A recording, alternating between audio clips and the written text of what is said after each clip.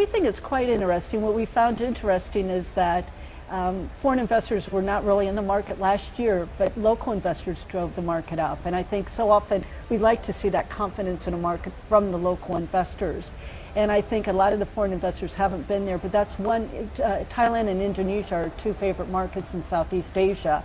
And we think that this general investment demand and some of this announcement that we saw just recently from the government on more spending to really help the underprivileged, the provinces get some of that consumption going is very positive. As you get more of an investment cycle here in Bangkok with the expansion of the mass transit system, we think that'll help investment, and we think that it'll benefit from that. And on the small and mid-cap side, there's been some recent IPOs that we think are very interesting that we as foreign investors are not so aware of that could provide some good upside as well. So we think the valuations are still very attractive, the dividend yields are high, so we have a lot of interest in this market and think there's a lot of opportunity.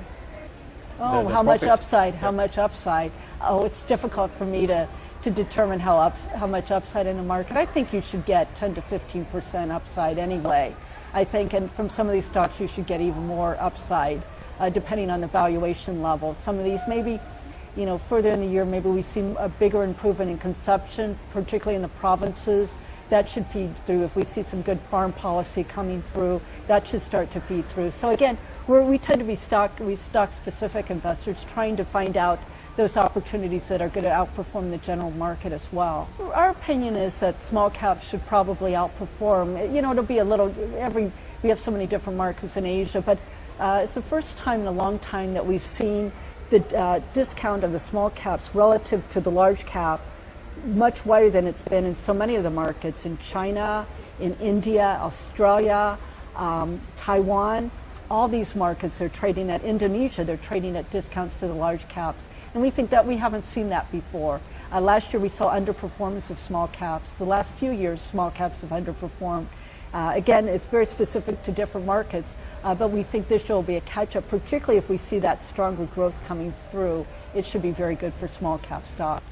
I think in a stronger growth environment, there's a lot of sectors that will be doing much better. One of the sectors, with the decline in oil price, we think that should affect different sectors quite a bit. For instance, even healthcare, a lot of their packaging costs are related because oil is a big input, and that's not input into analyst earnings estimates yet in those margins improving. So healthcare might be an area. Consumer discretionary, to the extent that consumers are not spending so much on petrol, they should be spending more on consumer items. So some of those companies will do better.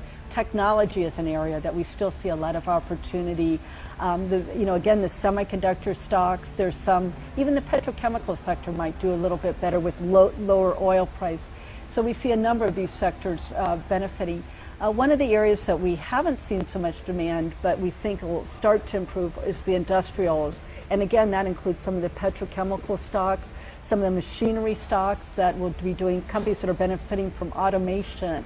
So again, there's a lot of different areas that we can find in different markets to invest in these things. Overall, when you see interest rates coming down in a lot of the markets, it's typically very good for financials as well.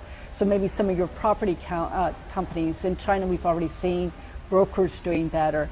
So I think it should be this year in Asia, you should see more broad-based support for the markets in a lot of different sectors. Well, our suggestion is because there's about 6,000 listed equities throughout the Asian region, and a lot of those are small and mid-cap, anything from $3 billion US market caps and below.